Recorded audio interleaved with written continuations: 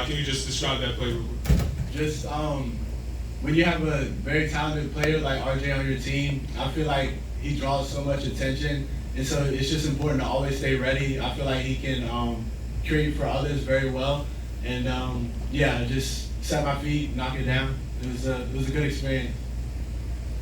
Question for all three of you guys. You just heard Kirst has the second largest second half comeback in program history. It's also the third 18-point comeback today in this gym. Just can you sort of describe what it was like playing in this game? It was electric. I mean, it was like a high school atmosphere, so something we all kind of missed. But just, it was a super loud gym. You know, we had, I don't know, however many percent of the gym packed out with our fans. So just to have them behind our back while we were making that comeback was amazing. We knew we were super capable of it. We knew we were going to do it. But yeah, just to do it in this kind of atmosphere, with how loud it was, you know, how tight the gym is, it was super fun.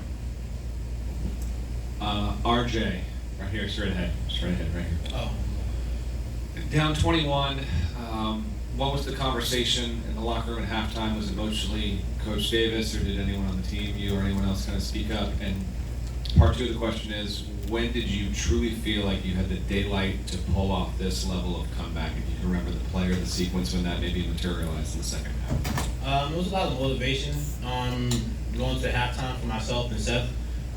We were kind of like the voice in terms of just trying to get guys going and just build our spirit. Obviously, we went down big in the first half. It wasn't the first half we like to play, and you know, myself and Seth, we just told them, like, we gotta stop shooting ourselves in the foot. We always put ourselves in these positions, and then gotta climb our way back into games. So if we could just put together the second half like we did tonight in the first half for a full 40 minutes, we'll be more than fine. But I feel like in the second half, the way we battled, we competed, we just chipped away possession by possession. I think that's when we knew that we could come back to this game. And it was from everyone. It wasn't just one person. It was a collective contribution from, you know, Drake in the corner three, Seth fast break layups, Elliott making nice passes to Jay Wash, Jay Witt and Jay Wash talking on the defensive end on the switches. Just those little plays and little details make big things happen, and that's why I was able to come out with the win. With the game set tomorrow against Auburn, how are you guys preparing for that? What are you guys looking forward to playing against them? We'll get back tonight, eat, and then start prep right away. Watch our personnel, watch what they did today, watch their plays on the year. But Auburn's a really good team. They're very competitive. They're very physical. I think they're a top 5 team. So we really got our hands full. It's going to be a good game, and we know we have to prep ourselves mentally because we know that we got to put 2 halves together tomorrow. You know, we can't sustain this 15-point comeback every second half. You know, we just can't do that. So prepping ourselves that way, you know.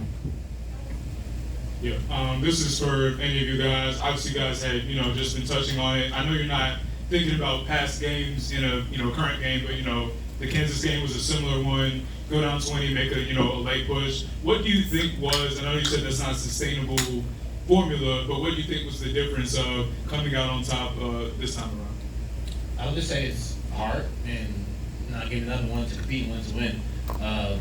It took the starting 5 and then the bench. So we went into that locker room, obviously with some explicit words being said, but that was in a way of trying to just get everybody to compete harder because they were kicking our butt on both ends of the floor and out hustling us and out toughening us. So we didn't allow that no more in the second half. And like you said, like we kind of did that again against Kansas, and it's not sustainable for the whole year because it's a long year and teams are really good. So we can't keep coming out flat in the first half and then trying to put a comeback in the second half. So but I'm really proud of the group effort that we had tonight, and it just shows how really talented and gifted this team is. So, but we just got to do a better job of putting both halves together. One more thing, going over what I just said, we had I don't know if we made a promise to ourselves, but we really bet on ourselves that we weren't going to let this be like Kansas. We weren't going to let it end up like Kansas, losing by 3, losing by, the last 30 seconds of the game. So we said it at halftime, hey, we're not going to let this be Kansas, and then we said it with about 3 minutes left to go as well. So we kept reiterating it. Guys, I was going to ask you something different, but RJ said there was some explicit words. So who was saying the explicit words, if you don't mind? Me? Okay. Me. Yeah. Not me. So, not Well, we know that. Also, could you sort of take us through the play? If you've been asked this, I'm sorry, I just got in here, but where you found Drake in the corner, and you were obviously hot there in the second half. What did you see to sort of trust him in that moment, and just how did the play unfold from your vantage point? Well, I remember Ellie had the ball, we called 5 up, so Jay Walsh was setting the screen. And then I kind of like lifted up, but then I realized I brought my defender towards Ellie as he was driving, so I kind of just spaced out and did like a little backdoor cut. And as I was driving, I saw the big pull in, and I was able to get around the big, and then the defense shifted and rotated, and I found Drake in the corner, trusted him, I knew he was going to knock it down, and that was a big time shot from him, and that's what I saw from him. That was the play that happened. And last question for the players, and then we'll move on to Hubert. RJ and Seth, you both had 4 fouls for an extended period, as well as Elliott. Does that change your approach, or you just put it out of your mind? How do you deal with that?